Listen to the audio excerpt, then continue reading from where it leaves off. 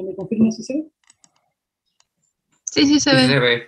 Ya, y también se escucha por lo que veo. Ok, y entonces esta propuesta de tesis tiene que ver con la construcción de modelos matemáticos que den cuenta de la dinámica de especies migratorias en el contexto del cambio climático. Esa es la idea, un tema que yo hace algún tiempo que estoy interesado, no le he podido dar demasiado curso por todas las condiciones en que hemos estado, pero esta es una buena oportunidad de ir de hacerlo caminar. Bueno, ¿de qué se trata? Este asunto voy a explicar un poquito el contexto en el que se da este problema, que son las migraciones. Entonces, las migraciones se pueden dar por muchas razones. En especies animales, algunas de las razones por las que las especies migran son optimización energética, aumento de los depredadores, destrucción del hábitat donde habitan las especies, y en el caso humano también guerra, hambruna, éxodo forzado, tantos, eh, entre tantos motivos por los cuales se pueden dar la migración. Las migraciones en algunos casos son fenómenos periódicos, es decir, se van repitiendo año tras año, temporada tras temporada, y corresponde al comportamiento natural de algunas especies. En otras corresponde a situaciones forzadas, que pueden ser debido a situaciones traumáticas, ¿cierto? Como un incendio, una erupción volcánica, que obliga a que la especie se mueva. Bueno, aquí algunas de las especies que son famosas por ser especies migratorias, ¿cierto? Esta es una especie, los calindres canutos, que van desde Canadá a Tierra del Fuego, una tremenda migración. Otro también que es emblemático es el caso de los ñus, que también migran por miles de kilómetros entre varias naciones en África, una cosa que es bastante espectacular. Hay varios reportajes y documentales que muestran esta migración que se da todos los años. Otra de las mariposas monarcas, que viajan de Canadá a México, y dice ahí que es enigmática porque en realidad todavía tiene más preguntas que respuestas, el por qué migran estas especies. Y esta migración tiene la particularidad que incluye varias generaciones para completar la migración. Bueno, y aquí, bueno, el caso de migración humana, que los seres humanos han migrado desde el comienzo de la humanidad, incluso antes de la existencia del Homo sapiens, ¿cierto? Nuestros ancestros ya migraban de un lugar a otro, así se fue poblando el mundo, y bueno, en la actualidad hay migraciones masivas, producto de guerra y crisis políticas. Esta es una foto de la población guatemalteca que estaba migrando hacia la frontera con México hace el año 2019. Bueno, ¿qué tiene que ver el cambio climático o cómo afecta el cambio climático? Aquí coloqué un recorte de un medio de divulgación científica español que daba cuenta que 50 especies de aves que tradicionalmente no se lograban ver durante el invierno, ahora se están manteniendo eh, en el lugar y no están migrando, o están retrasando su periodo migratorio. Y se presume que la razón de esto tiene que ver justamente con el cambio climático. Por lo tanto, esto es un fenómeno que está siendo registrado en los últimos años, en las últimas décadas, ¿cierto? De cómo está afectando el cambio climático en la dinámica migratoria de las especies. Entonces, es un fenómeno efectivamente real que está sucediendo ahora y que también afecta los propios ecosistemas nacionales, acá en Chile. Bueno, ¿cómo se construye un modelo matemático para la dinámica de población? Hay que elegir algunas hipótesis de trabajo, ¿cierto? Porque obviamente no se puede abarcar en un modelo matemático la totalidad de la complejidad del fenómeno natural, sí que hay que elegir algunas hipótesis. Yo coloco aquí algunas hipótesis posibles de trabajo, no tienen por qué ser la única, pero algunas que parecen plausibles. Considerar, por ejemplo, una especie que tiene dos hábitats. La reproducción de esta especie se da solamente en uno de ellos, en uno de los hábitats, por lo tanto hay un hábitat reproductivo y otro hábitat donde la especie migra tradicionalmente de invierno, pero puede ser por otras razones también. La reproducción se da a la llegada de la especie al hábitat reproductivo en un periodo que vamos a considerar relativamente corto comparado con todo el ciclo migratorio. Es decir, las primeras semanas, el primer mes de llegada al hábitat reproductivo, la especie se reproduce, ¿cierto? Por lo tanto, es un periodo corto si se compara con, todo, con todo el ciclo que tradicionalmente puede ser un año.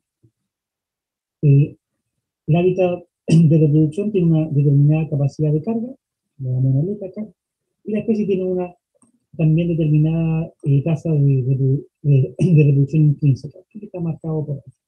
Son algunas de las hipótesis con las cuales uno puede comenzar a construir un modelo matemático, ¿cierto?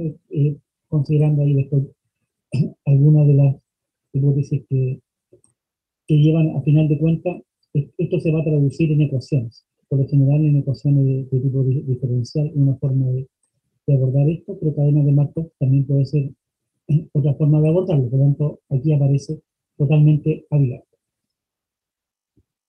Bueno, ¿qué tiene? Volviendo al cambio climático, ¿cierto? Existe bastante evidencia, por lo que mostraba recién, que el cambio climático va alterando el comportamiento migratorio de algunas especies. Estos cambios pueden producirse en los tiempos de migración, es decir, cuando la especie decide migrar. Algunos hechos muestran que algunas especies están permaneciendo una cantidad mayor de tiempo en su hábitat de reproducción, acortando su estadía en los refugios de invierno. Entonces, en este contexto, es razonable pensar que la decisión de realizar la migración depende de factores que puedan ser agrupados, todos ellos, todos los factores que, que determinan que una especie decida emigrar, entre comillas decida, se puede colocar en un funcional de energía utilizable por la especie, y ese funcional dependa de la temperatura.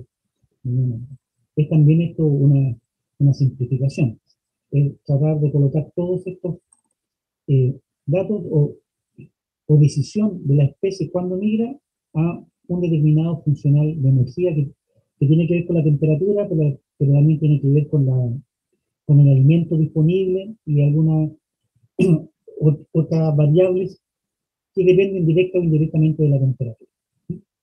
Bueno, a temperaturas muy bajas o a temperaturas muy altas, las especies pierden energía y podrían decidir emigrar a una zona más adecuada para la subsistencia. Es decir, hay un nivel energético, que es el nivel energético óptimo, donde la especie se siente cómoda, y a temperaturas más bajas o a temperaturas demasiado altas, entonces la especie se siente incómoda, empieza a perder energía, y eso la motiva a que la especie emigre.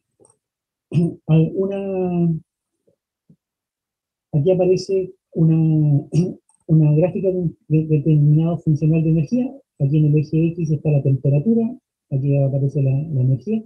Entonces una especie determinada podría estar moviéndose más o menos en este rango.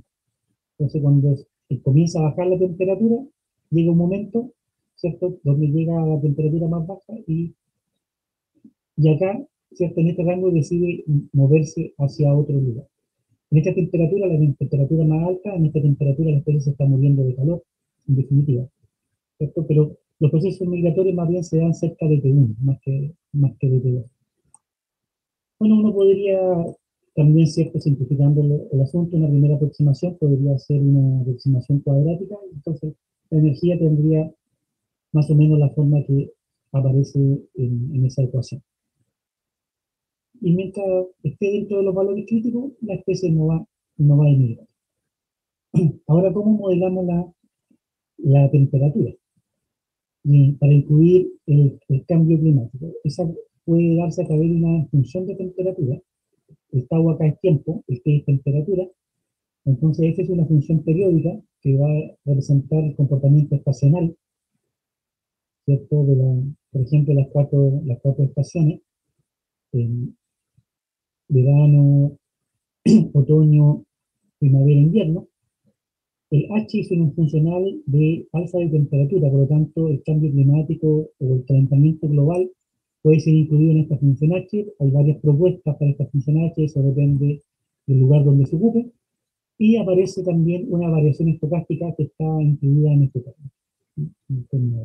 Entonces puede ser modelada en esta forma. Aquí aparece en negro la función periódica en un periodo completo, en rojo aparece con la variación estocástica y en amarillo aparece con la variación estocástica más el alza de temperatura. Están graficados acá. Entonces el primer término el F más sigma y el F más sigma más H.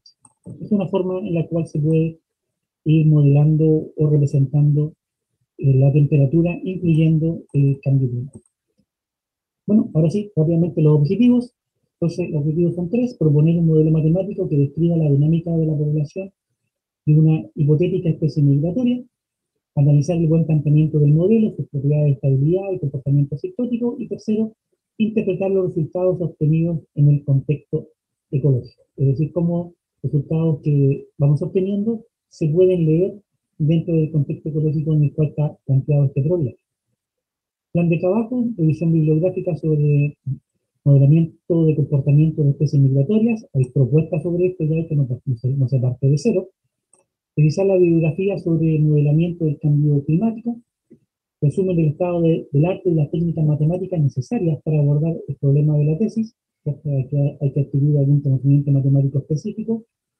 Y desarrollar el primer objetivo, el segundo y el tercero. Esa es más o menos la idea del plan de trabajo de esta tesis. Asignaturas necesarias para esta tesis: teoría cualitativa de sistema dinámico, lo vamos a necesitar, y un curso de ecuaciones diferenciales estocásticas. Estos serían los dos electivos que estarían propuestas para esta asignatura, y eso sería todo. Así que muchísimas gracias por la atención, y quedo ahí a la espera de consultas si es que la busque. Muchas gracias, Ricardo. Muy interesante la propuesta. Daniel está presentando el problema de Internet, por tanto yo voy a seguir presentando los expositores. Damos paso entonces a los estudiantes si quieren hacer alguna pregunta, algún comentario a la propuesta que hizo Ricardo.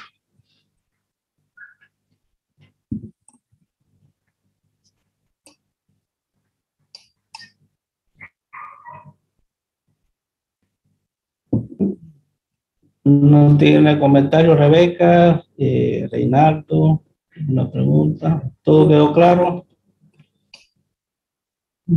Está muy interesante esa temática.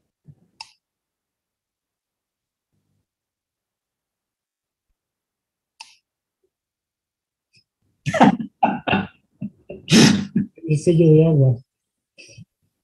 ¿Sí? Dime.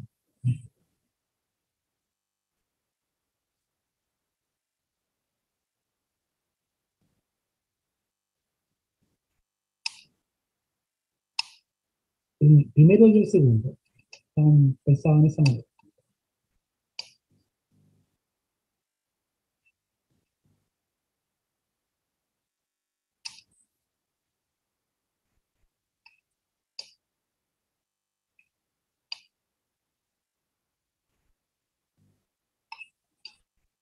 ¿Sí? No. En ningún caso está considerado que se requiera necesariamente un plazo mayor que el que estipula el programa. Está pensado para que con esfuerzo, dedicación, ¿cierto?, se pueda hacer dentro del plazo pertinente. Está pensado de esa manera.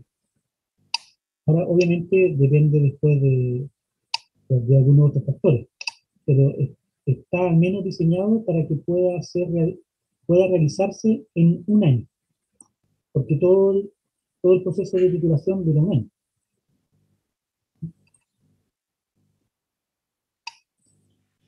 Gracias, Reinaldo. ¿Alguna otra pregunta? Sí, yo por acá, Wilson. Wilson, dime. Sí, por supuesto. ¿Este proyecto está vinculado a algún financiamiento para el tesista? Desgraciadamente no. Por las patas y el bicho no.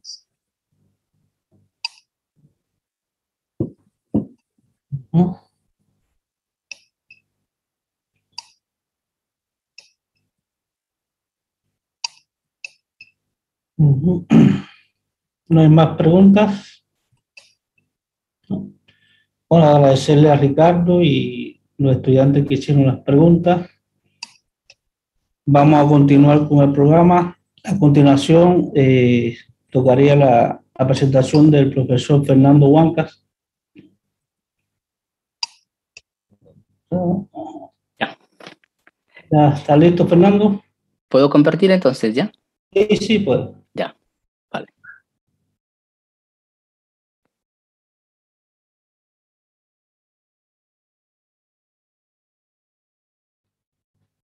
¿Se está viendo?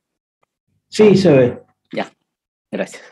Bueno, buenas tardes a nuestros estudiantes y la propuesta que les voy a dar a continuación está dentro de un proyecto interno titulado Identificación de coeficientes en un modelo CIR con reacción-difusión, en el cual soy investigador principal, en conjunto con el profesor Aníbal Coronel del Departamento de Ciencias Básicas de la Universidad del Biobío, Chillán. Bien, en general este proyecto es el total, se empezó el año pasado, este año, perdón, y se finaliza el año que viene. Trata sobre trabajar sobre un modelo CIR en el cual hay términos de reacción, y esos términos de reacción no son constantes, sino que dependen de la variable espacial.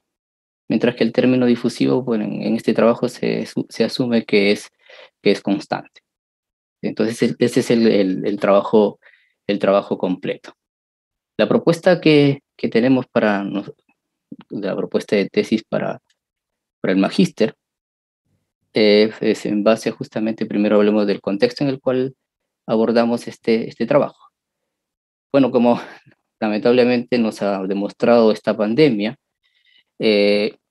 ahora tanto la transmisión, la muerte, la recuperación, ha sido variable de acuerdo al lugar geográfico donde se trabaja o se dio la epidemia, ¿cierto? Entonces, hay países que se han llevado de mejor manera, otros que no.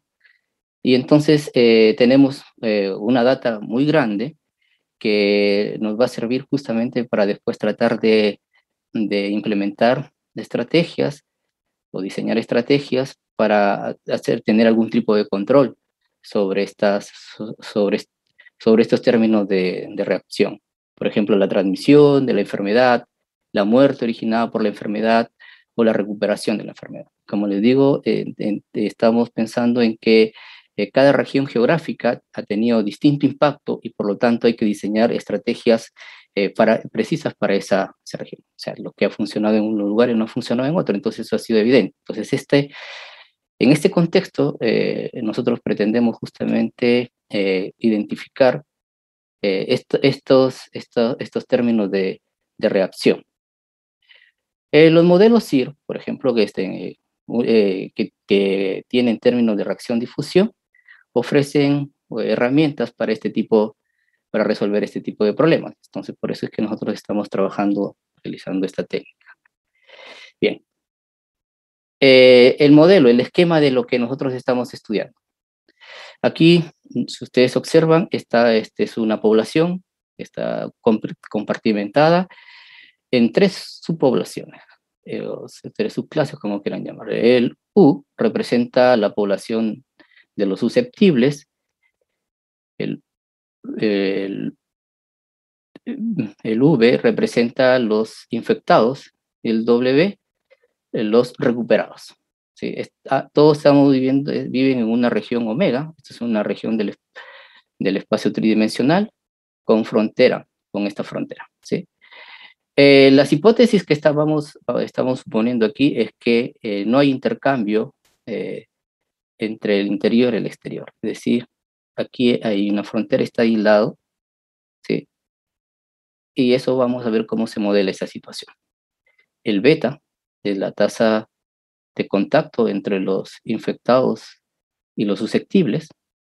El gamma representa el término que se da de la recuperación, mientras que el alfa es la muerte que se produce en la epidemia. Esto estamos suponiendo que se desarrolla en un intervalo de tiempo de un T0 hasta un T.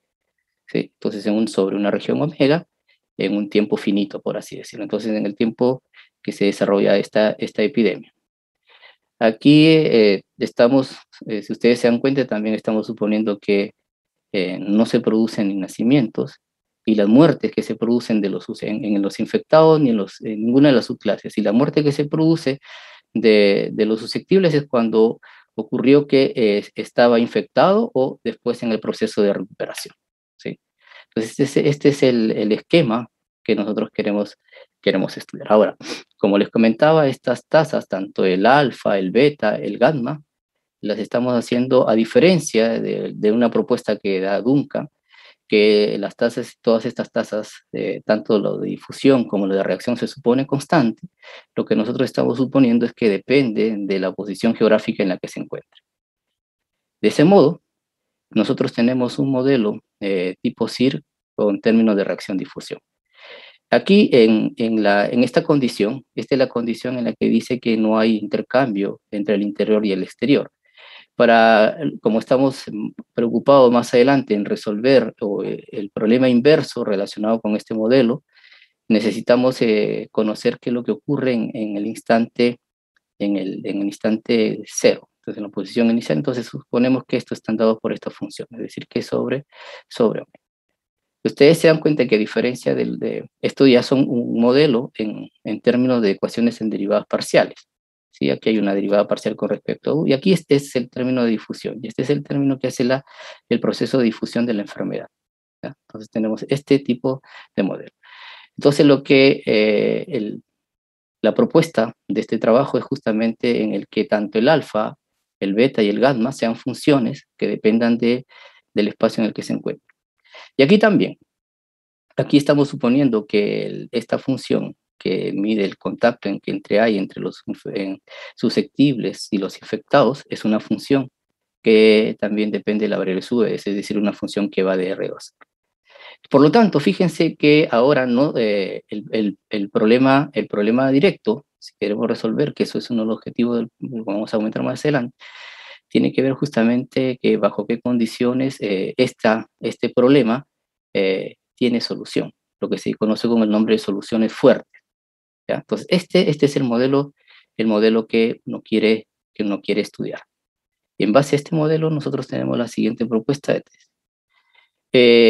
Un modelo tipo CIR con términos de reacción variable. Esta es la diferencia, como le vuelvo a comentar, este es el aporte que haría el tesista en lo que nosotros estamos trabajando. Los objetivos de la tesis son 3. Como les comentaba, el primero es garantizar la existencia y unicidad de la solución del sistema de reacción-difusión que modela justamente la transmisión de la enfermedad tipo CIR, en el cual los términos de reacción son funciones adecuadas. ¿Ya? Son funciones, no son constantes, son funciones. Ahora, para estudiar el problema más general, nosotros necesitamos establecer el sistema adjunto para este modelo de reacción-difusión. ¿Ya? Ahora, ¿por qué necesitamos el adjunto? Este problema que está aquí claramente es no lineal, y las cosas no lineales son complicadas de trabajar. Y por lo tanto, este adjunto lo que nos proporciona es una especie de linealización del modelo. ¿Sí? Entonces, este es importante porque nosotros después, para tratar de obtener una identificación de estos parámetros, necesitamos pasar por una condición necesaria para la existencia de lo que vamos a llamar un problema inverso. Y el sistema adjunto nos va a ayudar en ese objetivo. Entonces, para el problema general, es importante establecer el sistema adjunto. Y además, como el tercer objetivo, también debemos garantizar la existencia y unicidad de la solución del sistema adjunto. ¿Ya? Entonces, estos 3 objetivos sería para un estudio. Consideramos que esto es abordable en el año que necesitan para la formación y obtención de su grado académico. ¿sí? Está pensado justamente en eso. Ahora, ¿por qué decimos que se puede hacer? Porque nosotros ya tenemos un avance para un sistema ecológico y para un modelo tipo SIS, utilizando estos términos de reacción también que dependen de la variable espacial. Son dos resultados que ya los tenemos publicados, así que eso sería una base que nos permite a nosotros decir que este es un objetivo alcanzable para el tesista. Bien, el plan de trabajo es, en la primera parte, por supuesto, es familiarizar a nuestro estudiante con los términos, con los conceptos y herramientas que se necesitan, ¿sí?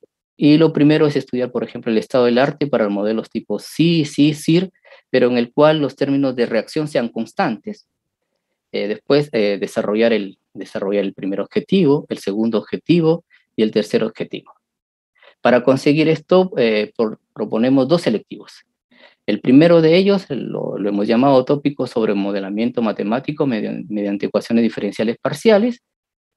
Como le decía, en este primer curso, lo que hacemos es revisar justamente toda la literatura que existe sobre modelos tipo SIR, SIR, en los cuales los términos de reacción-difusión son constantes, es decir, un primer acercamiento es estudiar cuando estos modelos, los términos de difusión son constantes, y ahí estudiar cuáles son las técnicas o herramientas matemáticas que se utilizaron para garantizar existencia, unicidad, etc. Y eso va a permitir tratar de proyectarnos qué técnica nos serviría para atacar nuestro problema.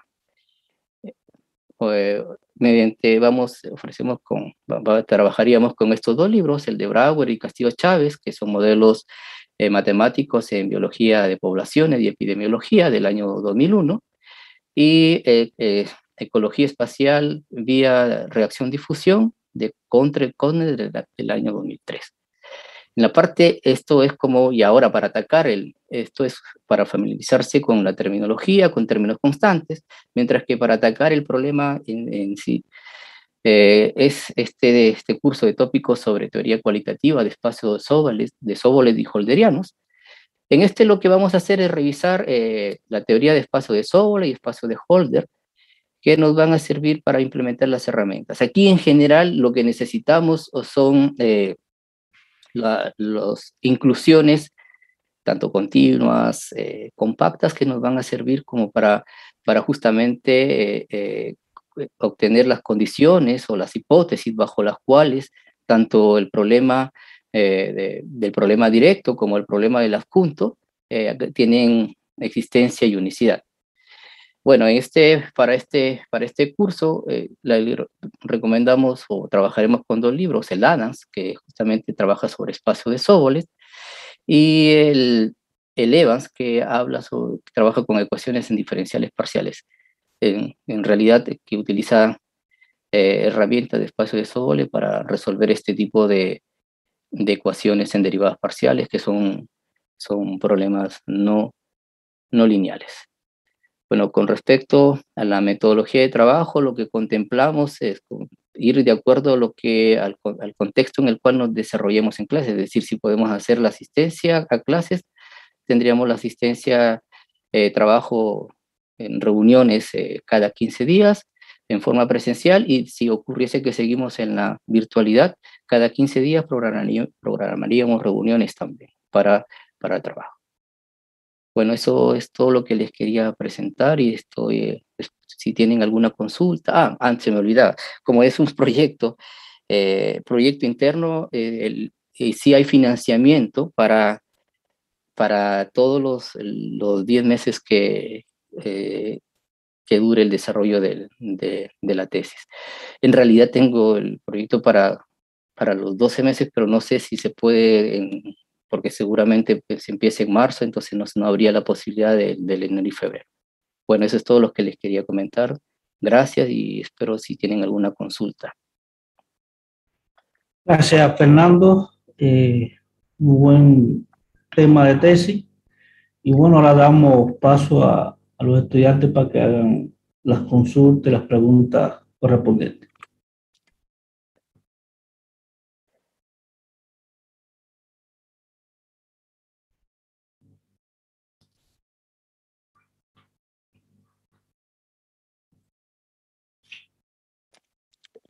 ¿Alguna pregunta, comentario de esta propuesta?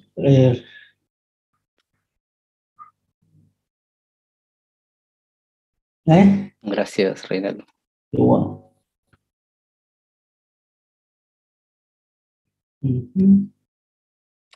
Un tiempo para que piensen. A ver.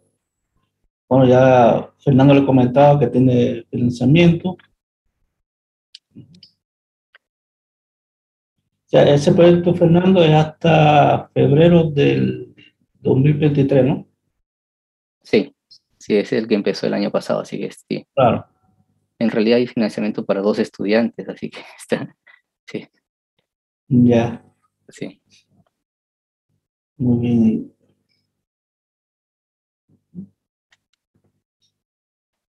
Bueno, parece que quedó bien clara ahí la presentación de Fernando. De todos modos, ustedes tienen los correos nuestros y después pueden ya ponerse directamente con cada profesor y hacer algunas, digamos, preguntas más precisas, o sea, o quizás pedir más detalles, cualquier cosa. Ya. Bueno, reiteramos el agradecimiento de Fernando, su buena presentación y bueno, ojalá algún estudiante se anime a trabajar con Fernando. Bueno, gracias también a ustedes. Listo. Bueno, ahí continuamos. Ahora por el programa le tocaría ahí al profesor Fabio Lima. Hola, ¿se puede Hola, ver cómo? se ve bien, Hola. Fabio. Ah, ok, entonces solo empezar acá. Vamos. Hola, entonces buenas tardes a todos, ¿cierto? Yo voy a presentar acá mi tema. Entonces, como el tema, como se llama, enfermedades infecciosas con transmisión sexual y no sexual en poblaciones heterogéneas, ¿cierto? Del modelo CIR de Kermack-McKendrick hacia los modelos de Edge-Based Compartment Models. Y ahí como voy a intentar explicar un poco qué son esos modelos, pero eso va a ser bien al final de la presentación, ¿cierto? Entonces, como hay muchas enfermedades que tienen como múltiples rutas de transmisión, ¿cierto? Como una ruta que es bastante común de se estudiar, como es la ruta sexual y como rutas que no sean sexuales, ¿cierto? Entonces, por ejemplo, como el 2015-2016, ¿cierto? Como hubo como casi en todas las Américas, una gran epidemia como de Zika, ¿cierto? Como eso empezó en Brasil y después como difundió como por varios países, ¿cierto? De las Américas, como la principal ruta de transmisión como del Zika virus, ¿cierto? Es la picadura de mosquitos de la especie Aedes, ¿cierto? Pero también hay como unas rutas secundarias de transmisión que es la transmisión sexual, ¿cierto? Ahora, una cosa que es interesante cuando uno tiene como enfermedades sexuales es que como varias características pueden ser como fisiológicas o de comportamiento pueden como afectar la transmisión sexual, ¿cierto? Entonces, como en ese caso, la transmisión sexual no es la principal ruta, ¿cierto? Pero puede ser relevante. Y una cosa que es interesante en el caso de la Zika, por ejemplo, es que hay como una gran diferencia como en la transmisibilidad y susceptibilidad entre hombres y mujeres, ¿cierto? Y hay una fuerte evidencia para eso. Entonces, por ejemplo, cuando uno observa los datos y ve cuál es el número de mujeres infectadas, cuál es el número de hombres infectados, como uno percibe que hay como una gran diferencia. Y una de las razones podría ser como esa transmisión sexual, ¿cierto? Entonces, por ejemplo, acá yo separé como el título de un artículo, ¿cierto? Donde dice que hay fuerte evidencia, ¿cierto? Por ejemplo, en el caso del Río de Janeiro, para decir que esa transmisión sexual es lo que podría estar por detrás de esa diferencia entre prevalencia entre hombres y mujeres, ¿cierto? Y una de las razones para eso es que, por ejemplo, el virus, como... Eh, como puede como quedarse como activo en el semen del hombre, ¿cierto? ¿Cierto? Entonces, como los hombres como transmiten más como que las mujeres, ¿cierto? Entonces, durante, no sé, semanas o mismo meses después, como que la persona se recupera del Zika, como el hombre puede transmitir, como eso no es tan común para las mujeres, como las mujeres, en cuanto infectadas, como o hasta un poco después, como pueden transmitir también la Zika sexualmente, pero los hombres, como eso es, eso es por un periodo mucho más largo, ¿cierto? Entonces, esa es una de las razones que podría explicar eso. Ahora solo, yo no consigo, ok, cierto. Otras enfermedades que tienen como esas dos rutas de transmisión, como una es la hepatitis A, ¿cierto? La hepatitis A normalmente es asociada con la ingestión de alimentos contaminados, ¿cierto? Como normalmente eso es de una persona contaminada, ¿cierto? Pero también hay la transmisión sexual, que es bastante común entre como hombres que hacen sexo con hombres, ¿cierto? Entonces, eso es como, entonces, para ese grupo particular, la transmisión sexual es un riesgo, ¿cierto? Como el ébola también, como el ébola normalmente como es una enfermedad que es transmitida como por fluido, ¿cierto? Entonces puede ser, no sé, como contacto con sangre, con heces, orina o semen de una persona contaminada, ¿cierto? Pero como hay también esa transmisión sexual, ¿cierto? Por ejemplo, por el semen del hombre. Y una cosa acá que es importante es que también como el virus puede como sobrevivir como o es encontrado en el semen del hombre por como muchos meses o muchas semanas después que esa persona se recupera, ¿cierto? Entonces como también hay como esa heterogeneidad como entre hombres y mujeres, ¿cierto? En el caso del hepatitis A sería como una heterogeneidad de comportamiento, ¿cierto? Como no es exactamente una cosa fisiológica, pero es un comportamiento que expone a la persona a más riesgo, ¿cierto? Entonces, como baseado en esa evidencia, como para esas tres enfermedades, ¿cierto? Como un montón de modelos han sido propuestos considerando dos tipos de transmisión, como la transmisión sexual y no sexual para esas tres enfermedades, ¿cierto? Entonces, como si nosotros consideramos acá, por ejemplo, acerca del Zika, entonces el abordaje más tradicional, ¿cierto? Si ustedes se acuerdan de lo que nosotros vimos o estamos viendo en el curso de epidemiología matemática, ¿cierto? Sería como algún tipo de extensión de ese modelo tipo CIR de Kermack-Kendrick, ¿cierto? Que está como basado en esa ley de acción de masas, ¿cierto?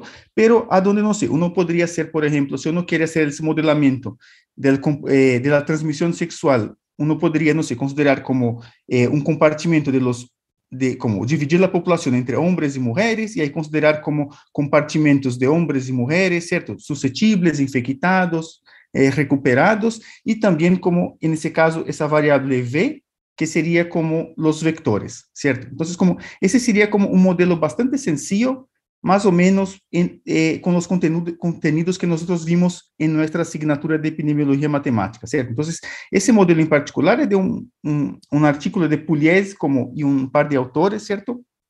Desde 2018, ¿cierto? Es relativamente reciente y como es un modelo sencillo, pero que cumple su objetivo. En ese caso, el objetivo era mostrar que si uno tiene como diferencias entre, no sé, la susceptibilidad entre hombres y mujeres, eso va a influenciar como el resultado final de la epidemia, o sea, como si hay como un sesgo a más para que las mujeres sean más susceptibles a la enfermedad, ¿cierto? Por la transmisión sexual,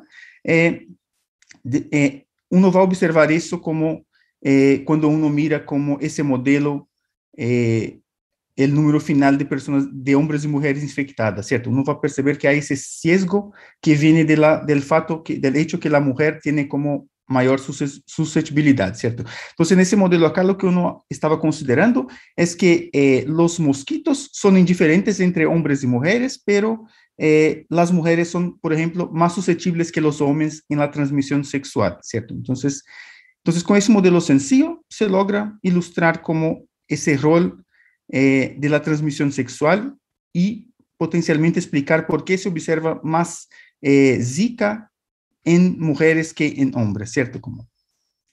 Ahora, uno podría preguntarse si hacer un modelamiento utilizando como la ley de acción de masas es como una buena manera de hacer un modelamiento de una enfermedad con transmisión sexual, ¿cierto? Entonces, acá cuando uno tiene una enfermedad sexual, hay otras heterogeneidades que no solo la susceptibilidad y la infectividad, o sea, no solo esa diferencia explica el desarrollo o la dinámica de una enfermedad de transmisión sexual, ¿cierto? Entonces, como por ejemplo, hay otras heterogeneidades que son importantes cuando uno modela enfermedades sexuales. Por ejemplo, hay lo que se llama de super spreaders, ¿cierto? Entonces, super spreaders son personas que tienen como múltiples parejas, ¿cierto? Perdón, parejas, o que cambian muy frecuentemente de pareja, ¿cierto? Entonces, la existencia de ese, mismo que es un grupo pequeño, eso tiene un gran impacto en la difusión de la enfermedad. Como una otra cosa que también es importante, es como cuando uno mira cuál es la frecuencia o la distribución de los tipos de pareja, ¿cierto? Entonces, por ejemplo, acá uno podría, si estamos simplemente separando la población en dos tipos, ¿cierto? Por ejemplo, hay personas que tienen muchas parejas y hay personas que no tienen muchas parejas, ¿cierto? Entonces, nosotros podemos hacer pares de personas, ¿cierto? Entre, no sé, personas con muchas parejas, con personas de muchas parejas, y así por delante, ¿cierto? Entonces, como esa distribución también tiene un fuerte efecto en la dinámica de la transmisión o del brote de una enfermedad sexualmente transmisible, ¿cierto? Entonces, como ese tipo de cosas muestra que ese tipo de modelamiento solamente basado ley de acción de masas, como quizás no sea lo mejor que uno puede hacer, ¿cierto? Pero como adentro de esos modelos CIR de Kermack y McKendrick, ¿cierto? Uno puede encontrar como extensiones donde uno puede incluir como un poco más de heterogeneidad, ¿cierto? Pero al costo de que uno tiene un modelo un poco más complejo, ¿cierto? Entonces, por ejemplo, la cosa más natural que uno puede hacer, quizás la más sencilla, sería como tomar los compartimentos, por ejemplo, de los hombres y de las mujeres y subdividir esos compartimentos de acuerdo con el comportamiento, por ejemplo, si el hombre tiene muchas parejas o si no tiene muchas parejas, ¿cierto? Sería más o menos lo que había comentado anteriormente, ¿cierto? Eso es ese approach normalmente es lo que se llama de ese Wi-Fi matrix, ¿cierto? Que sería como uno tiene que determinar cómo separar la población en esas subpopulaciones y más o menos tentar como obtener como cuál es la tasa con que determinado subgrupo se contacta con otro subgrupo, ¿cierto? Entonces, esa es más o menos esa idea. Y lo que pasa es que cuando uno tiene como, por ejemplo, un pequeño número de grupos, eso es sencillo y factible, pero la cosa se empieza a complicar más cuando uno empieza como a tener más grupos, ¿cierto? Entonces, por ejemplo, vamos como, la idea acá sería así. Entonces, por ejemplo, en esa ecuación que aparece aquí en el medio, ¿cierto? Estoy como imaginando que tengo n grupos, ¿cierto? N subgrupos. Yo no estoy acá dividido entre hombres y mujeres, ¿cierto? Pero podríamos imaginar que con esas ecuaciones yo estoy intentando modelar una situación que es como de ese gráfico de al lado, ¿cierto? Entonces, en ese gráfico acá, como uno tiene como un grafo, ¿cierto? Y acá, en cada vértice, uno tiene un número. Ese número es el número de parejas que esa persona tiene, ¿cierto? Como ese es un modelo sencillo. Entonces, más o menos, lo que uno podría intentar hacer como uno podría imaginar como, yo voy a intentar como hacer una ecuación, ¿cierto? No sé, para las personas que tienen una pareja, para los que tienen dos parejas, para los que tienen tres parejas, y ahí como si el número de parejas posibles es muy grande, uno va a acabar con un sistema de ecuaciones inmenso, ¿cierto? Entonces, como esa matriz de contacto sería alguna cosa así como lo que aparece acá esa matriz más extrema del lado derecho, ¿cierto? Entonces es una cosa compleja, ¿cierto? Entonces quizás esa no sería la mejor manera de hacer ese tipo de modelamiento. Entonces, dado un conjunto así de datos, quizás como escribir ese tipo de ecuación diferencial no es la mejor manera de modelar ese problema, ¿cierto? Entonces, ahí vamos a pensar en otros tipos de modelamiento. Entonces, un approach como que es un poco más probabilístico es lo siguiente. Entonces, como es utilizar como grafos aleatorios, ¿cierto? Y intentar como estudiar cómo son esos grafos de las parejas, ¿cierto? Entonces, hay como una longa historia como de modelos para grafos aleatorios. Entonces, los años 50, Erdős y Rényi como propusieron lo que es como el modelo más sencillo de un grafo aleatorio, ¿cierto? Entonces, la idea acá es que si yo tengo n personas, ¿cierto? Cada persona como puede tener como n menos una pareja, ¿cierto? y la idea acá que yo voy como lanzar una moneda, y ahí se sale como sello, yo tengo una relación con esa persona, si no, como yo no tengo una relación con esa persona, ¿cierto? Eso define un grafo aleatorio, y como desde los años 50, entonces los matemáticos propusieron este modelo y otros modelos para grafos aleatorios, ¿cierto? Entonces, pero eso nunca llamó mucha atención. Entonces, durante, no sé, como 40 años, eso estaba como muy como reservado al reino de los matemáticos, ¿cierto? Pero al fin de los años 90, e inicio de los años 2000, como los físicos popularizaron como esa idea de un grafo aleatorio para estudiar lo que se llamó de redes complejas, ¿cierto? Entonces, ellos observaron que como una vez que nosotros, no sé, tuvimos computadoras y tuvimos habilidad de como analizar una gran masa de datos, ¿cierto? Muchos datos como pueden ser representados como grafos. Y muchos de esos datos de grafos que son reales, ¿cierto? Por ejemplo, si uno imagina los sitios en Internet y las aristas conectando los sitios, podrían ser como si hay como o no un link entre esos dos sitios, ¿cierto? Entonces, como muchas de esas estructuras como que vienen de cosas reales, como o una red de proteínas, pueden ser representados como grafos aleatorios, ¿cierto?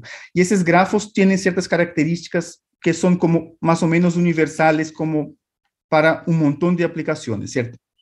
Entonces, los físicos empezaron como a proponer modelos para explicar o intentar modelar ese tipo de datos, ¿cierto? Como que vienen de redes complejas, ¿cierto? Entonces, ahí como desde los años 90 o inicio de los 2000, como una serie de modelos y una serie de argumentos heurísticos, ¿cierto? Para hacer como afirmaciones acerca de esos modelos. Ahí los matemáticos también empezaron a contribuir, ¿cierto? Con ideas más rigurosas de cómo uno puede como estudiar como esas redes complejas y también como procesos en redes, ¿cierto? Por ejemplo, si yo tengo una red de computadoras, ¿cómo yo estudio como la difusión de un virus en esa red? ¿Cierto? O en el caso de una población, si yo tengo una población donde yo tengo un grafo de contactos sexuales, por ejemplo, ¿cómo yo puedo estudiar como la difusión de una enfermedad en ese grafo, ¿cierto? Entonces, acá yo puse algunos ejemplos de redes que aparecen, por ejemplo, este sería una representación, ese más a la izquierda, una representación de un grafo que representa a los coautores del matemático Paul Erdős, ¿cierto? Ese del medio es como una red de proteínas, ¿cierto? Y acá el tercer, como era la red de contactos sexuales, ¿cierto? Como, acá, ahora, entonces, ¿cómo esto se conecta ahora con los modelos epidémicos? Entonces, desde los años 80, como hay como cuando como hubo mucho trabajo estudiando como modelos epidémicos estocásticos, por ejemplo, para el modelo CIR y varias extensiones.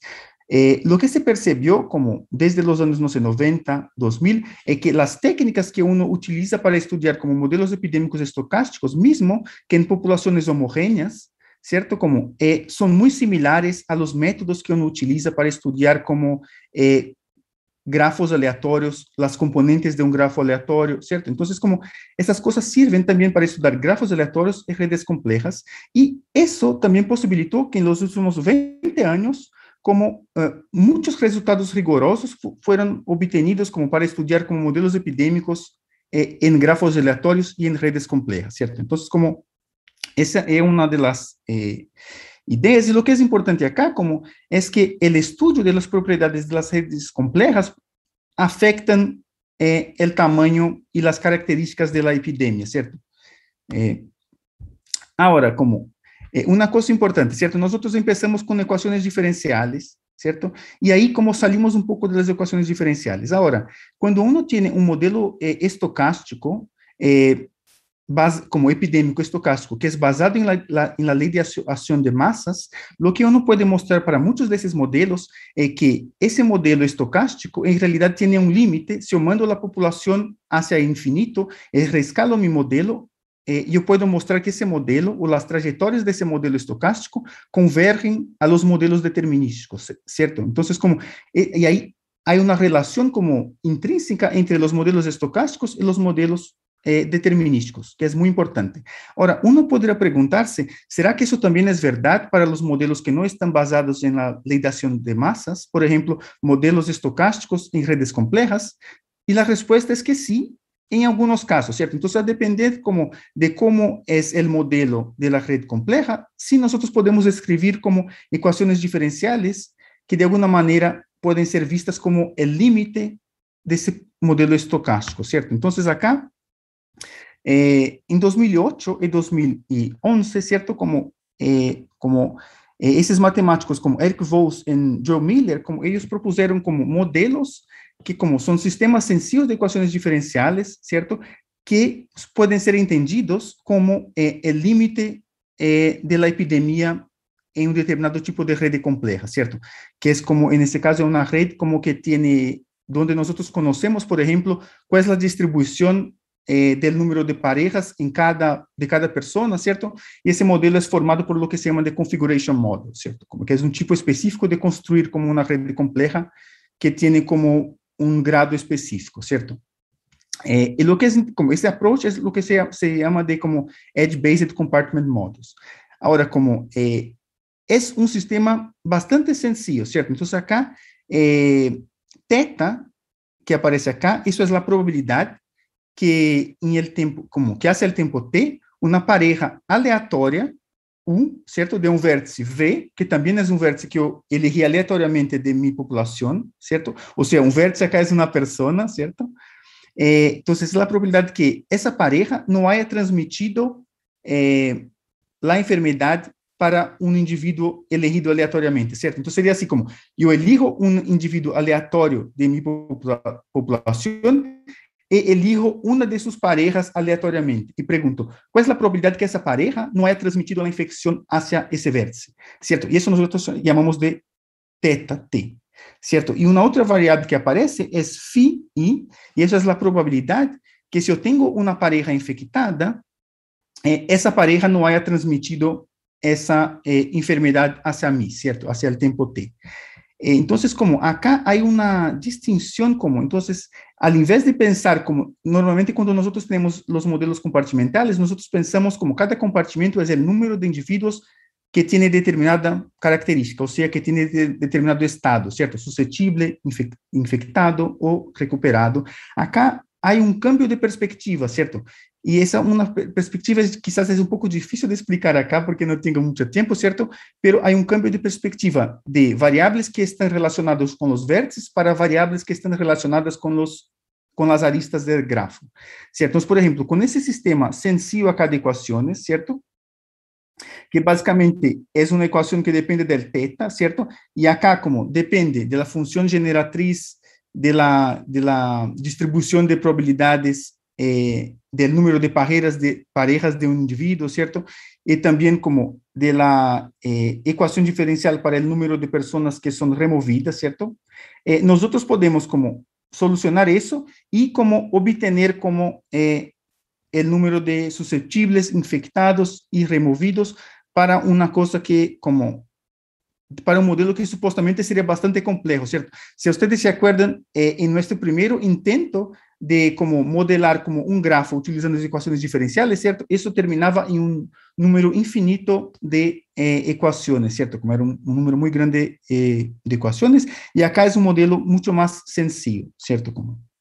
Ahora, en 2017, es Miller, el mismo Miller, como propuso como una serie de extensiones para ese modelo, a donde él consideró como dos tipos de transmisión, o sea, la transmisión sexual y la transmisión no sexual. Entonces, la transmisión sexual para él fue como utilizando ese abordaje de redes complejas, y la otra parte de la transmisión era utilizando la acción de masas, ¿cierto?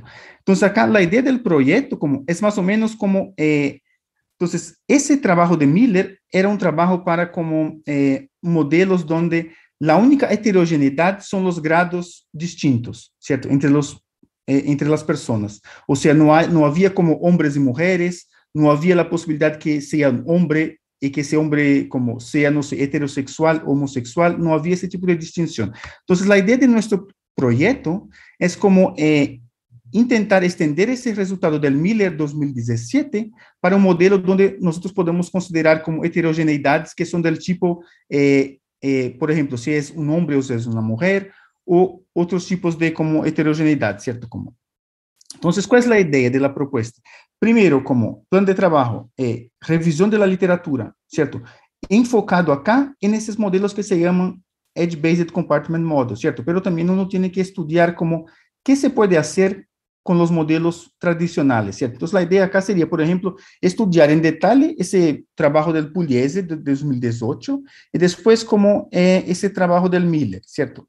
Y a partir de ahí, como tanto en las asignaturas como en el trabajo de tesis, como uno va como a aprender o a tener, desarrollar competencias para simular modelos, tanto en R como en Python, ¿cierto? Y también como para que uno pueda, no sé, empezar a pensar como en sus propios modelos, ¿cierto? ¿Qué tipo de variante de heterogeneidad yo quiero incluir en mis modelos, ¿cierto? Y ahí como el objetivo final sería que el alumno pueda como de alguna manera proponer su propio modelo para modelar como algún tipo de enfermedad donde ese tipo de heterogeneidad como sea importante, ¿cierto? Y acá como las asignaturas asociadas, como entonces serían dos. Una sería una introducción a las redes complejas, ¿cierto? Y eso estaría basado como en dos libros acá. Ese libro como Random Graphs and Complex Networks del profesor Renko van der Hofstad, ¿cierto? Ese es un libro como que es como muy bacán, ¿cierto? Y está como es disponible como en internet, como es como tiene acceso libre. El otro, para el primer curso, sería Mathematics on Epidemics on Networks, que es como de Kiss, Miller y Simon, y es Miller como es el Miller de los artículos que vamos a estar leyendo, ¿cierto? Para hacer la tesis. Y en la segunda asignatura, como básicamente sería propiamente ver cómo que nosotros modelamos epidemias en redes, ¿cierto? Entonces, en la primera asignatura sería como aprender la matemática para las redes, ¿cierto? Y distintos modelos de redes, y cómo se ve eso para redes reales, y cómo que uno puede simular esas redes utilizando o R o Python, ¿cierto? Y la asignatura 2 sería propiamente estudiar cómo que podemos modelar como epidemias utilizando as redes complejas, ¿cierto? Isso estaria basado como em los dos últimos livros, que seria esse livro del Kiss, Miller and Simon, e depois em esse outro livro, Stochastic Epidemic Models with Inference, ¿cierto? Então, isso seria como, basicamente, minha proposta. Não sei se alguém tem alguma pergunta, como, acá era, como vou parar por acá, porque já me passei del tempo aí. Como. Ya, muchas gracias ahí, Fabio. Interesante ahí el tema. Y bueno, ahora pasamos para que se ve si algún estudiante tiene alguna pregunta, un comentario.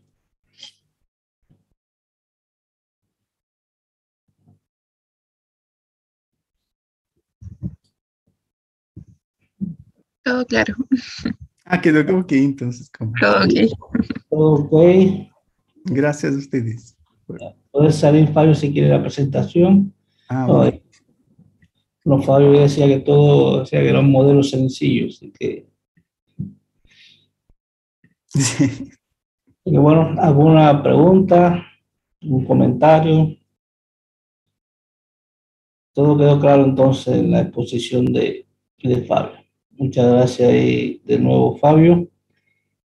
Y bueno, pasamos para la última exposición del profesor Ramiro Bustamante. Profesor Ramiro, le damos ahí. ¿Puede presentar? Perfecto. Muy buenas tardes. Mientras ustedes estaban hablando, yo estaba preparando una presentación. No, vergüenza. Se ríe Renato. No se preocupe. Me avisaron hace una hora que yo tenía que hacer esto, pero se me ocurrió algo, es un tema que a mí me ha apasionado y que quiero compartirlo, a ver si hay algún alumno que pueda tener la buena voluntad de ayudarme a resolver. El tema de tesis tiene que ver con estocasticidad ambiental y dinámica de poblaciones, ¿ya? Y básicamente el uso de las probabilidades de extinción y las curvas de cuasi extinción, que les voy a explicarlo en un ratito. Los estudiantes de ecología están listos con esto, así que ellos saben perfectamente lo que voy a decir, porque esto lo vimos en clase. ¿Y para qué sirve el uso de la estocasticidad ambiental y la probabilidad de extinción? Sirven para evaluar, por un lado, el estado de conservación de las especies, pero también mirándola en una perspectiva opuesta, para evaluar el potencial invasivo que pueden tener, por ejemplo, especies exóticas, especies que pueden ser plagas, ¿no? Estoy sorprendido yo con la cantidad de gente que trabaja en ecología de poblaciones, porque, bueno, ¿qué es lo que es la estocasticidad ambiental? Aquí ustedes tienen la precipitación y el tiempo, y aquí lo que tenemos, digamos, es un registro histórico de las precipitaciones en la zona central de Santiago, ¿ya? Y lo que vemos acá es una variabilidad que la verdad que hace referencia a factores que no necesariamente están asociados a un cierto proceso determinista de verano, invierno, lluvia, ¿no? Hay momentos en que llueve mucho, otros momentos en que llueve mucho acá, en otros momentos llueve muy poco, ¿ya? Y existe bastante consenso, ¿no es cierto?, de que aquí hay un componente aleatorio que está afectando la dinámica de una variable ambiental que puede ser muy relevante, como son las precipitaciones. Ahora, una población natural que depende de las precipitaciones, por ejemplo, una planta, va a oscilar de alguna manera también, siguiendo de alguna manera, ¿no es cierto?, estocásticamente la variabilidad ambiental. Entonces nosotros tenemos entonces en una serie temporal, aquí tenemos poblaciones de un ave y aquí está el del oso grizzly, aquí hay variación ambiental, ¿no es cierto?, poblacional en respuesta a la variación ambiental. Entonces, ¿qué podemos hacer con esto? Ya reconocemos que hay una estocasticidad ambiental y que afecta la dinámica de la población. Entonces, por ejemplo, en un caso muy real, que esta es la dinámica poblacional de Ovibos moschatus, que es el buey amisclero, uno ve aquí una hermosa curva de crecimiento exponencial. Sin embargo, cuando uno analiza la tasa de crecimiento poblacional, o sea, el intervalo, la tasa de crecimiento entre intervalos de tiempo, se encuentra con una sorpresa. Pero el gran supuesto de esta aproximación es que la dinámica poblacional representa la historia de la población. Y si no hay cambios, la condición como llamamos ceteris paribus, entonces yo puedo usar esta historia para conocer el futuro de la población. Y para conocer el futuro, la dinámica futura de la población, se me ocurren dos formas. Uno, que son los modelos autorregresivos, que es una aproximación netamente estadística, y están los modelos estocásticos, modelos poblacionales estocásticos. Entonces, un modelo estocástico, aquí para que ustedes vean, que si bien es cierto uno ve una tendencia, ¿no es cierto?, de un crecimiento exponencial, pero cuando uno calcula la tasa de crecimiento poblacional entre los intervalos de tiempo y grafica cómo va cambiando la tasa de crecimiento poblacional en los distintos intervalos, lo que uno tiene es una variación. Y lo que uno puede entonces, lo que uno tiene al final, si uno logra capturar un parámetro que represente el crecimiento de la población, puede ser la tasa de crecimiento, pero puede ser la tasa de natalidad, mortalidad, cualquier parámetro demográfico, lo que uno tiene acá es un histograma, ¿ya?, que es una estimación no paramétrica de alguna distribución de probabilidades que nosotros no conocemos, ¿ya? Entonces, si yo tengo una distribución de frecuencia que seguiría cierta distribución de probabilidades, ¿será posible calcular la probabilidad de extinción? O sea, ¿cuál es la probabilidad de que n sea igual a 0? Insisto, esta es la historia de la población, entonces yo voy a suponer que hacia el futuro la población se va a comportar más o menos igual, ¿ya? Entonces tenemos el modelo más simple, que este es el modelo de crecimiento exponencial, pero estocástico, en que lambda ya no es un parámetro, sino que es una variable aleatoria, y en cada momento esta variable va cambiando, ¿ya? En cada instante de tiempo yo tengo una bolsa de lambdas, ¿no es cierto?, y voy haciendo un muestreo aleatorio así, con reemplazo, voy sacando lambda y lo meto a la población y me dan este tipo de curva. Acá yo tengo 10 poblaciones simuladas y cada una de estas es una realización, ¿no es cierto?, probabilística de la tasa del crecimiento de la población. Ahora, este crecimiento poblacional puede ser más complejo, porque uno podría incorporar al modelo logístico, le podría incorporar un modelo estocástico también. podría agregarle un componente aleatorio tanto a la tasa de crecimiento poblacional o a la capacidad de carga, ¿me entienden? Y podríamos, digamos, este es un juego que uno podría hacer, pero con un modelo tan simple, uno puede hacer esto. Imagínense ustedes que yo ahora voy a hacer 100 realizaciones usando, como le digo, muestreo aleatorio con reemplazo en cada intervalo de tiempo. Yo voy a tener un montón de dinámicas poblacionales y van a haber algunas que van a crecer, otras que van a mantenerse, y lo interesante es que van a haber algunas que van a extinguirse. Entonces, si yo tengo 100, por ejemplo, tengo 100 realizaciones de la dinámica de la población y tengo 4 extinciones, entonces la probabilidad de extinción es 4 en 100. Entonces, yo con esto ya podría tener una idea de que a un horizonte temporal de 50 años, yo puedo calcular la probabilidad de extinción. Ahora, lo interesante es que si yo hago esto en diferentes escenarios temporales, digamos, futuros, a los 30, a los 40, a los 50, a los 100 años, y calculo en cada momento, calculo la probabilidad de extinción, aparece lo que se llama la curva de cuasi extinción, que me dice, ¿no es cierto?, que me representa la forma como la probabilidad de extinción aumenta a medida que el universo o el tiempo pasa, ¿ya? Entonces, por ejemplo, esta es la curva de cuasi extinción del Obius muscatus. Entonces dice él, ellos encuentran en el artículo, ya ni me acuerdo cuál fue, pero la probabilidad de extinción es de 0,75, más o menos en un horizonte temporal de 40 años. Entonces, con estas herramientas de modelación numérica, aquí no hay análisis, ¿ya?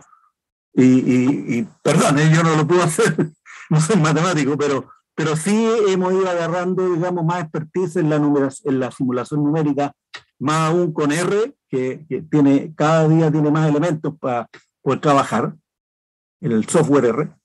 Entonces, esta idea de que las curvas de cuasi extinción te permiten representar la probabilidad de extinción fue propuesta en el año 1991, que estas curvas podrían servirnos para caracterizar el estado de conservación de las especies. Entonces, si ustedes ven acá, tengo el tiempo a la extinción y la probabilidad de extinción, y tengo aquí distintos escenarios. Este es un borde inferior que me dice que aquí, a medida que aumenta el tiempo a la extinción o el horizonte temporal, la probabilidad de extinción aumenta rápidamente, versus otra situación en que la probabilidad de extinción empieza a emerger distinta de cero mucho más tarde. Entonces, con este esquema, uno puede decir que si yo encuentro una curva, calculo una curva de cuasi extinción que está en bajo riesgo, que está acá en esta zona, yo podría decir que está en bajo riesgo, vulnerable, en peligro o en peligro crítico. Entonces, esto está, curiosamente, fue propuesta el año 91 y no ha sido suficientemente trabajada por un problema obvio, porque las series de tiempo de las poblaciones no son muy largas. Entonces, ahí hay una limitación fuerte y por lo tanto uno no podría prometer, por ejemplo, vamos a revisar, usando esta parafernalia matemática, vamos a revisar el estado de conservación de las especies de plantas y animales chilenos. La mala noticia es que prácticamente hay muy pocas series temporales para poder capturar la estocasticidad y la distribución de probabilidades de la tasa de crecimiento poblacional. Entonces, pero aquí hay un elemento. Entonces, estudiar estocasticidad ambiental y demográfica, me imagino yo que esto, en algún curso o en algún tema, en algún libro, donde haya el tema que se llama análisis de viabilidad poblacional. Esto siempre se estudia en esto, pero no desconozco no hay cursos, hay libros, pero la verdad es que conceptualmente no hay tanta complejidad. Registrar series de tiempo de especies chilenas en lo posible, pero uno podría ser bien teórico y sencillamente utilizar las listas de especies que uno encuentre. Y hay algunas especies que han sido bastante registradas y uno podría capturarlas desde la literatura, ¿ya? Y una vez que uno tiene la serie de tiempo, a través de R uno puede hacer todo lo que viene, o sea, calcular la distribución de probabilidades de la tasa de crecimiento poblacional. Eso puede significar también un análisis estadístico y probabilístico. ¿Cuál es esa distribución? ¿Ya? Y sería muy hermoso, digamos, decir que la mayoría de las especies de mamíferos, por ejemplo, siguen la distribución, por decir algo, la distribución beta, y los otros siguen la distribución chi cuadrado, no sé. Pero ahí hay un tema, o sea, solamente caracterizando las distribuciones de probabilidades de los parámetros demográficos, uno podría tener algo muy interesante. Después de usar esas distribuciones, porque si yo tuviera la distribución de probabilidades, podría saltarme varios pasos y podría entrar analíticamente al problema. Eso yo nunca lo he hecho y nunca lo he visto también. ¿Ya? Y eventualmente, ¿no es cierto?, tendrían que aprender R, los software que están disponibles para la literatura, para este tipo de trabajo. Los tengo, están disponibles, hay que aprender a usarlos bastante bien porque esa es más o menos la...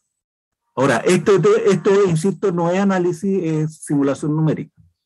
Pero créanme que sería tremendamente relevante y una contribución al conocimiento de la ecología poblacional de especies chilenas, si fuera posible. Eso.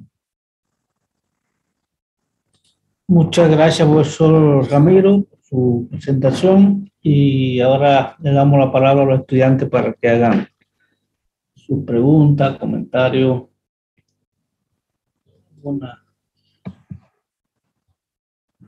¿Tienen alguna inquietud con el tema, algo que quieran, digamos, esclarecer? Hola, Reinaldo.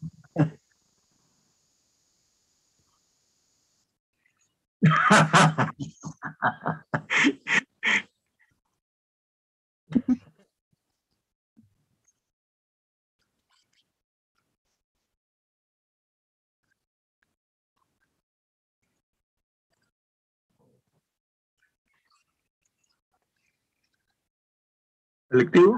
Electivo, ¿no?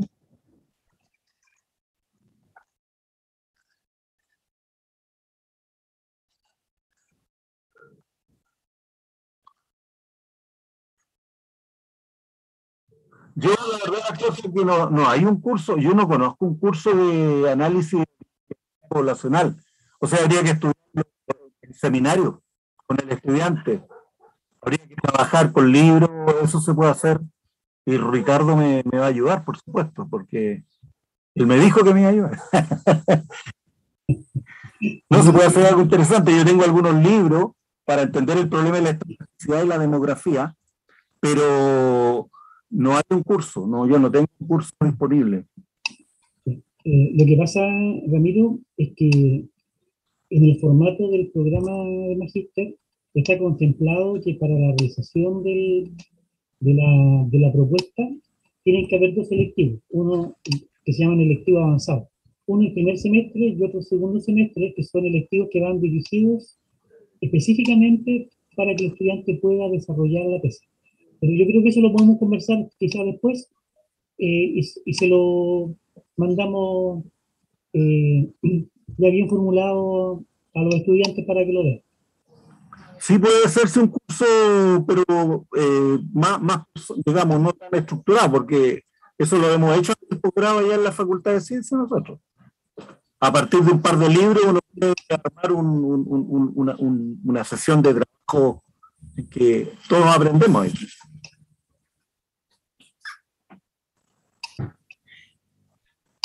Muy bien, ahí. Gracias, Reinaldo. ¿Alguien tiene alguna otra pregunta? Dice Rebeca que no tiene nada que preguntar. Otra también para Ramiro. Este semestre los estudiantes están tomando un curso que se llama modelamiento numérico, donde están aprendiendo R. Ah, qué bien. Lo van a tener aquellos que aprueben la asignatura listo para el próximo semestre. Ah, super. Y eso facilita también la propuesta. Bueno, parecer no hay más preguntas. Bueno, agradecerle al profesor Ramiro su presentación y bueno, ya el cierre de la actividad, Ricardo.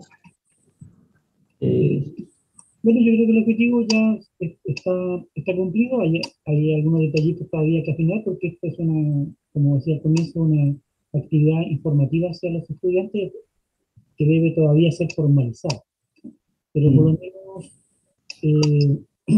ya tienen un panorama de temas bien diversos para las propuestas de tesis, ¿cierto? Que cubren las tres líneas que el programa declara, que es la línea de ecología, la línea de epidemiología y la línea de biotecnología. Y hay propuestas en las tres líneas, así que ustedes se lo pueden tomar con calma ahora, y si tienen alguna consulta más específica, se pueden contactar directamente con los profesores y ir conversándolo, porque tenemos hasta diciembre para formalizar las propuestas. Así que hay todavía un tiempo como para ir afinando, pero por lo menos ya tienen, como decía, un abanico amplio de posibilidades donde se pueden ir impulsando.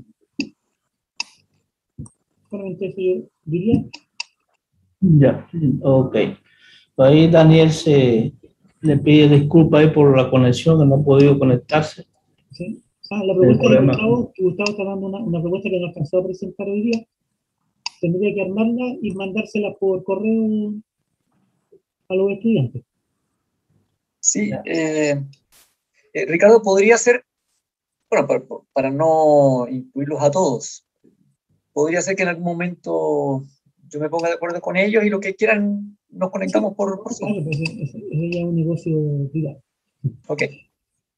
Y Ricardo, ahí en la página del grupo Más Vivo, ahí en la parte del magíster se podría poner también quizás toda la propuesta que hemos presentado y otras más que aparezcan, ¿no? Yo creo que la vamos a colocar una vez que esté más formalizada, porque todavía estamos... Sí, ya. Una vez que sepamos cuáles van a ser efectivamente las que hay, la podríamos subir para que sea de dominio público. Ok.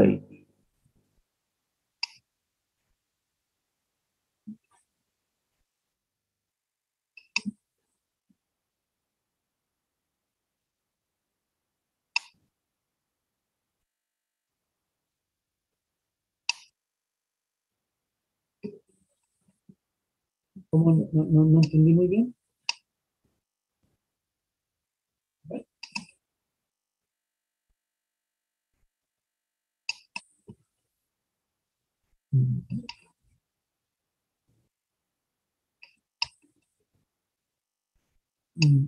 Lo veo un poquito difícil de organizar eso, pero como somos pocos, podemos haber ahí algún intercambio de preguntas y respuestas.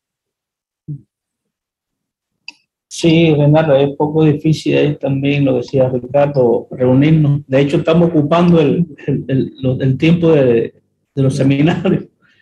Y entonces, realmente hay muy poco espacio. Pero bueno, ahí tratar de hacer ahí dentro de las posibilidades, pues tratar de reunirnos lo más que podamos.